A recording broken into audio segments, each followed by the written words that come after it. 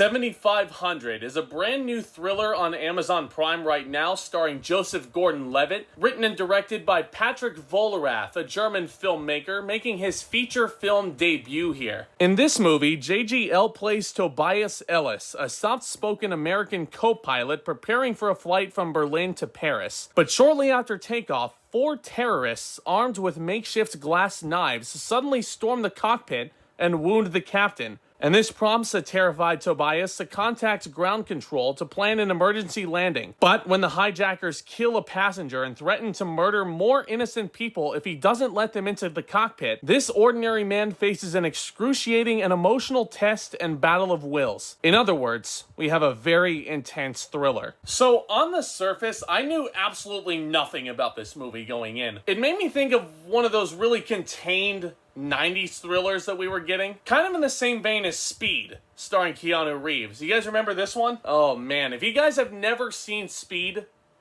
where have you been? There's like a bomb on the bus. But yeah, really fun one. It's proof that sometimes the key is simplicity. And that's honestly one of the biggest praises that I can give 7500 is its simplicity.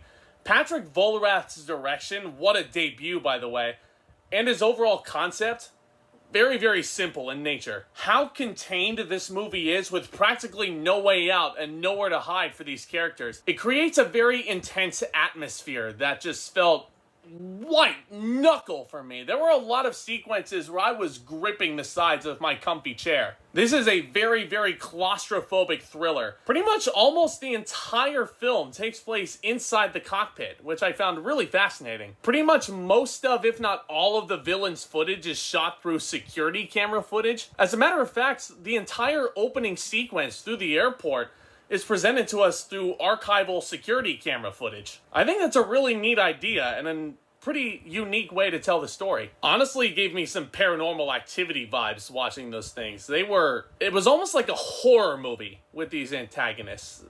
This footage was terrifying. But that security camera footage I felt gave the film a very raw feeling. Again, that's one of the biggest praises I can give this thing. It felt extremely real throughout.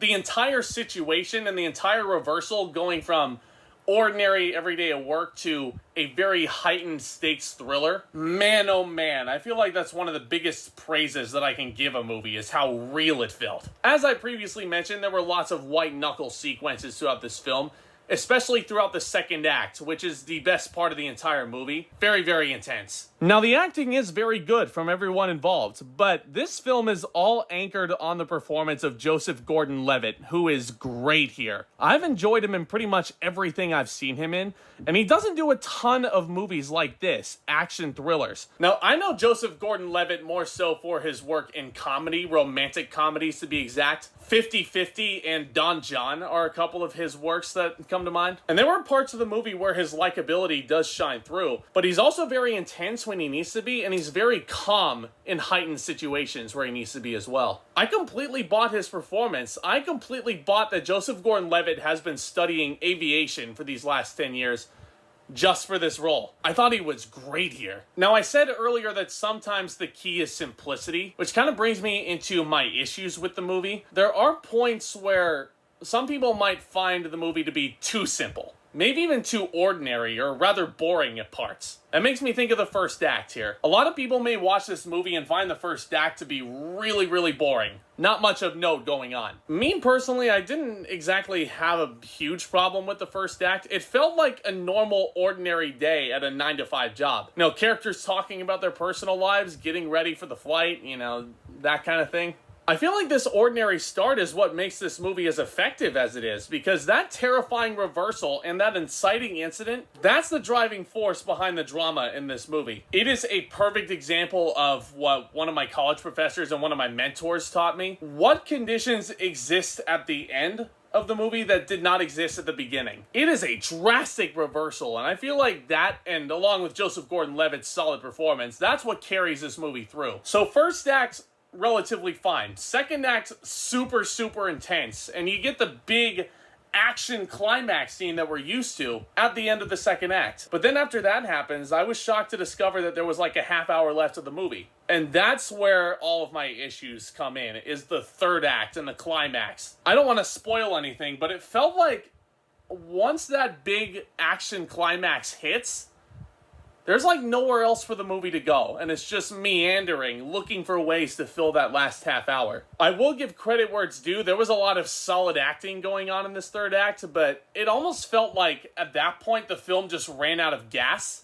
and the screenplay was just looking for ways to fill out that last half hour. Nevertheless, I cannot begin to say how excited I was to see another really contained, intense thriller like this, along with another solid performance from Joseph Gordon-Levitt. Overall, I think 7500 is a good film, and I'm going to give it a B-. I'd recommend checking it out. Kudos to this director for a solid feature debut. I'm very curious to see what else he does in the future. In case anybody hasn't guessed it by this point, no, this film is absolutely not as fun as Speed. It's a very stressful film to sit through sometimes. However, I do think it's worth checking out at least once. There are times where it can meander a little bit, so just be prepared for that. But the second act, oh my goodness, the second act. It's on Amazon Prime right now. Give it a look and let me know what you think in the comments down below. Guys, thank you so much as always for checking out the video. If you like what you saw today, feel free to hit that subscribe button down below as hard as you possibly can. You guys can look forward to more reviews very soon.